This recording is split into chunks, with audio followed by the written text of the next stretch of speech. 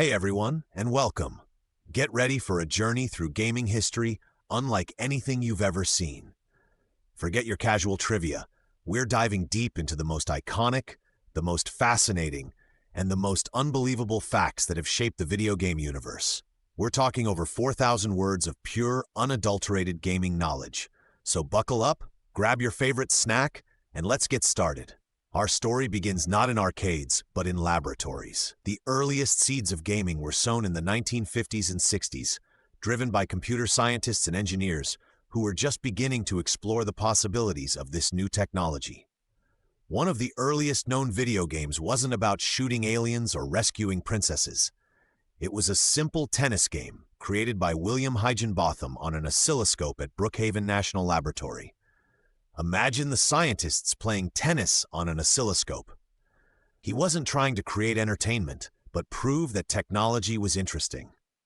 Created by a group of MIT students, including Steve Russell, Space War is widely considered the first widely distributed video game.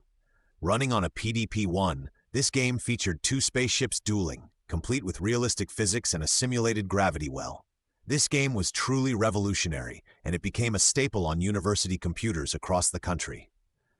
Ralph Baer, often considered the father of video games, pioneered the concept of playing games on a television screen. He created the Brown Box, a prototype multi-game console in the late 1960s.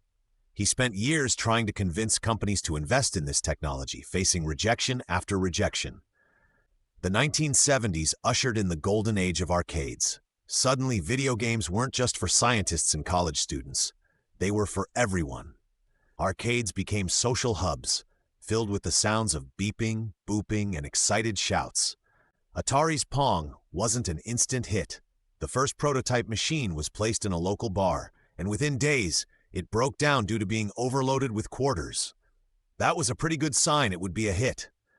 The massive popularity of Space Invaders in Japan led to a reported shortage of 100 yen coins. The game was so addictive that it supposedly strained the country's currency supply. Pac-Man was designed to appeal to women, who were largely absent from the arcade scene at the time. Its cute characters, colorful graphics, and non-violent gameplay proved to be a massive success, breaking down gender barriers in gaming. Nintendo originally wanted to license the Popeye character for their new arcade game, but the deal fell through. So, they created their own characters. Jumpman, later Mario, Donkey Kong, and Pauline, a damsel in distress. Shigeru Miyamoto, the creator of Donkey Kong, faced a lot of resistance from Nintendo executives who didn't believe in his vision. They thought the game was too complex and wouldn't appeal to players. Luckily, Miyamoto persevered. The arcade boom paved the way for home consoles, and the 1980s became defined by the console wars, a fierce battle for living room supremacy. Overproduction of low-quality games, especially on the Atari 2600, led to a massive crash in the video game market. Companies went bankrupt, and retailers were stuck with warehouses full of unsold cartridges. The industry lost billions, and many thought video games were a fad that was over. Nintendo, armed with the Famicom, renamed the NES in the West, single-handedly revived the video game industry. They focused on quality control, licensing agreements, and innovative game design.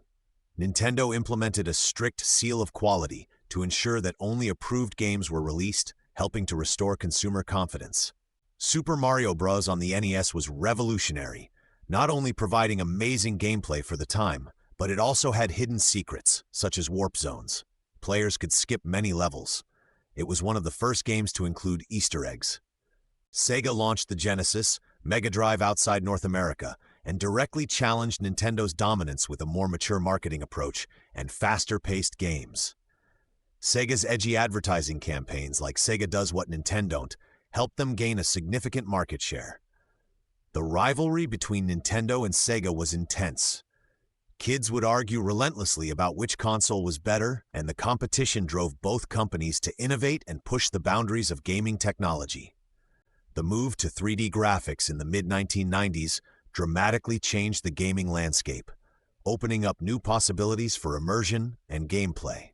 Sony's PlayStation 1 embraced CD-ROM technology, which allowed for much larger game sizes and full-motion video sequences, giving it a significant advantage over cartridge-based consoles like the Nintendo 64. The larger storage capacity of CDs enabled developers to create more ambitious and cinematic experiences. GoldenEye 007 on the Nintendo 64 revolutionized console first-person shooters with its innovative control scheme, multiplayer mode, and engaging single-player campaign. Before GoldenEye, console FPS games were often clunky and difficult to control. GoldenEye proved that the genre could thrive on consoles. Nintendo stuck with cartridges for the Nintendo 64, citing concerns about load times and piracy associated with CDs. However, this decision ultimately limited the size and scope of some games compared to the PlayStation. Shigeru Miyamoto famously said that he regretted not using CDs for the Nintendo 64, admitting that it put them at a disadvantage.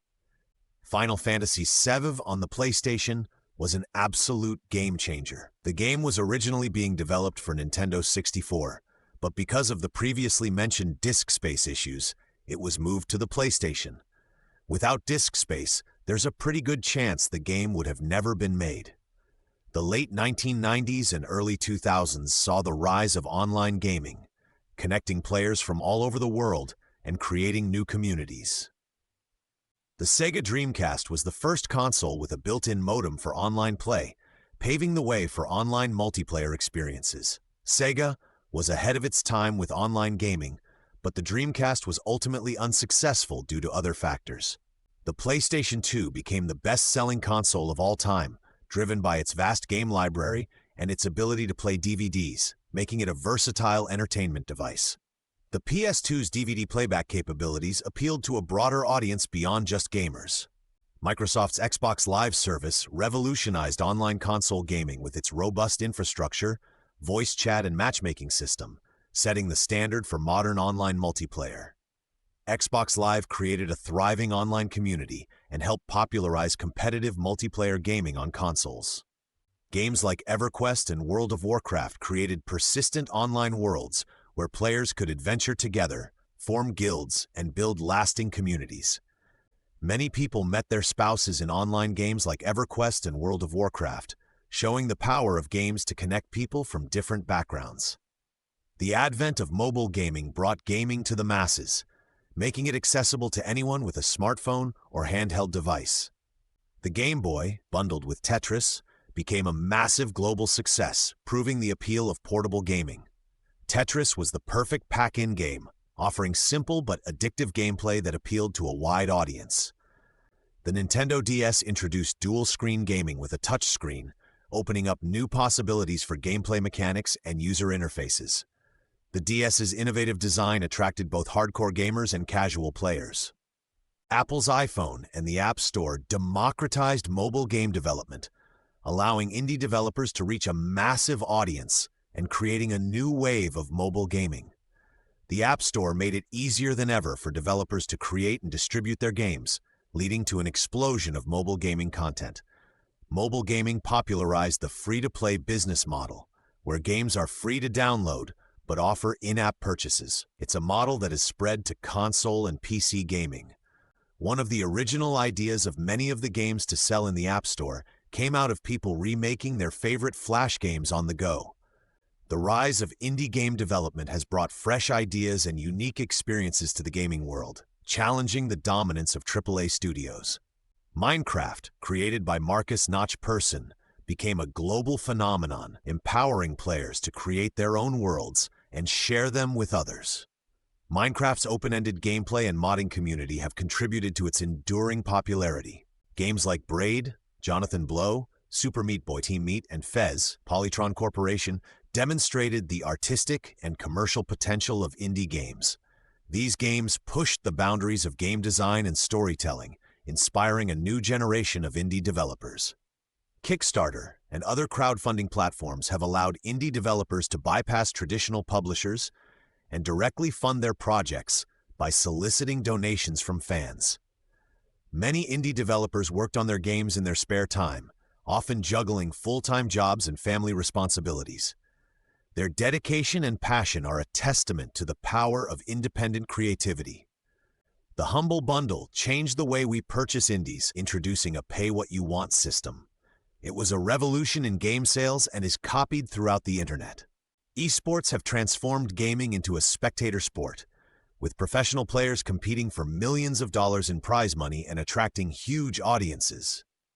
StarCraft Brood War was one of the first esports games to gain mainstream popularity in South Korea, where professional gamers became celebrities. League of Legends, created by Riot Games, has become one of the most popular esports games in the world, with millions of players and viewers tuning in to watch professional tournaments. Twitch has become the dominant platform for live streaming video games, allowing players to share their gameplay with a global audience and build communities around their channels. Esports have become a multi-billion-dollar industry, with sponsorships, advertising, and merchandise contributing to the revenue stream. Professional gamers often practice for 12 hours or more per day to maintain their skills. Their dedication and commitment are comparable to those of professional athletes. Virtual reality, VR, and augmented reality (AR) technologies are poised to revolutionize gaming by creating more immersive and interactive experiences. The concept of virtual reality has been around for decades, but it's only recently that the technology has become affordable and accessible to consumers. Pokémon Go demonstrated the potential of augmented reality, blending the virtual world with the real world and encouraging players to explore their surroundings. VR gaming still faces challenges, including motion sickness, limited content, and high hardware costs. However, the technology continues to improve, and new VR games are constantly being developed. Some VR experiences are so immersive that players have actually injured themselves by accidentally bumping into walls or furniture. The gaming world is filled with mysteries, myths, and legends that continue to fascinate and intrigue us. The Legend of Polybius, a mysterious arcade game from the 1980s that reportedly caused psychological trauma in players, has become a popular urban legend. The story of Atari burying millions of unsold ET cartridges in a landfill in New Mexico has become a symbol of the video game crash of 1983. The Ben Drowned creepypasta, a fictional story about a haunted Majora's Mask cartridge, has become one of the most famous and unsettling stories in gaming lore. From humble beginnings in laboratories to the global phenomenon it is today, video games have come a long way. They've entertained us, challenged us, connected us, and inspired us. And as technology continues to evolve, the future of gaming is brighter than ever. Thanks for joining me on this epic journey through gaming history. Don't forget to like, subscribe, and share this video with your fellow gamers.